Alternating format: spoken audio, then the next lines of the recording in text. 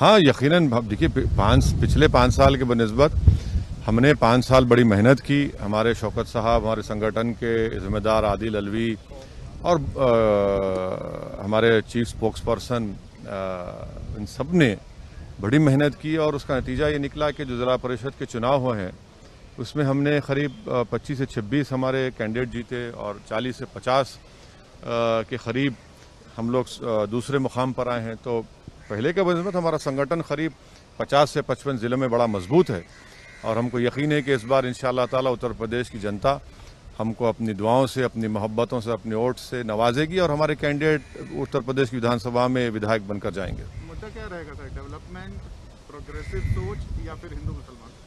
अब देखिए, ये हिंदू मुसलमान की बात तो बीजेपी करती है। इनके लिए तो ये बता ही नहीं सकते ना डेवलपमेंट, क्योंकि कोरोना के सेकेंड वेव में पूरे देश में और ख़ासतौर से उत्तर प्रदेश में तो बीजेपी कहीं नज़र नहीं आई। और मैं फिर से कह रहा हूं कि सेकेंड वेव में 3 से 4 लाख लोगों की मौत उत्तर प्रदेश में हुई है। तो गवर्नेंस में नाकाम साबित हुए, महिलाओं के को सुरक्षा प्रोवाइड करने में नाकाम साबित हुए। हिंदू मुस्लिम की बुनियाद पर ही तो कानून बनाए जा रहे हैं कि कोई मजहब तब्दील नहीं करेगा, कोई शादी करना है तो पूछना पड़ेगा, कोई खाना खाएगा तो पूछना पड़ेगा। तो ये तो बीजेपी कर रही है। अभी से ही योगी आदित्यनाथ पब्लिक रैली में और मंच पर ये बोलने लग गए हैं कि जो हमने वादे किए थे कि रामलला आएंगे, मंदिर वहीं बनाएंगे, और अब्बा जान और मुसलमानों पर टिक्का टिप्पणी करने लग गए हैं। क्या योगी आदित्यनाथ को ये बताना चाहिए कि उत्तर प्रदेश में मुसलमानों का जो लिटरेसी रेट 58% क्यों है, महिलाओं में सबसे कम मुस्लिम महिलाओं का क्यों है, ग्रेजुएट्स में 2% क्यों है, ड्रॉप आउट रेट में 5th क्लास से 12th क्लास तक 55% क्यों है। उन्होंने क्या किया एजुकेशन के मामले में बताइए।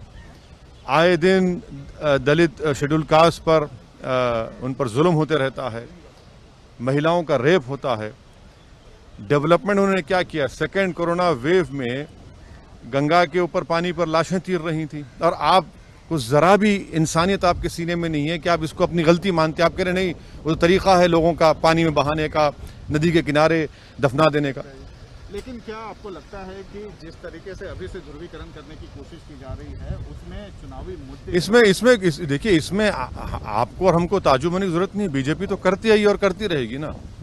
बीजेपी नहीं चाहती कि उनके गवर्नेंस के फेलियर्स की बात हो। बीजेपी नहीं चाहती कि उत्तर प्रदेश के मुसलमानों पर जो उन्होंने तकालीफ उनको दी, उन पर जो जुल्म किया, और फिर दलित परिवार जो पीड़ित परिवार परेशान है उसके ऊपर बात हो, महिलाओं की। और उत्तर प्रदेश में जो अनएम्प्लॉयमेंट पोर्टल है, 33 लाख लोग अनएम्प्लॉयड है। बताइए कितनों को नौकरी दी आपने। आपके गवर्नमेंट पोर्टल पर 33 लाख अनएम्प्लॉयमेंट के नाम रजिस्टर हुए, इस पर कोई बात नहीं करना चाह रही। राजभर कहते हैं ओबीसी चेहरा दो, आप कहते हैं मुसलमान चेहरा दो डिप्यूटी के लिए। क्या आप लोग देखिए, हम MIM की पूरी पॉलिटिकल जो स्ट्रगल रही है और इंशाल्लाह रहेगी, वो हिस्सेदारी की लड़ाई है। हम सिर्फ वोट डालने की मशीन नहीं है, अब हम वोट अपने कैंडिडेट को भी डालेंगे और ना सिर्फ उत्तर प्रदेश बल्कि भारत की सियासत में हम अपना हिस्से को हासिल करना चाहते हैं। हिस्सेदारी की हमारी लड़ाई है। तो आप हिस्सेदारी किसके साथ लेंगे, राजभर के साथ, समाजवादी पार्टी के साथ, बीजेपी के साथ? देखिए, बीजेपी के साथ तो जाने का सवाल ही पैदा नहीं होता। समंदर के दो किनारे एक नहीं हो सकते।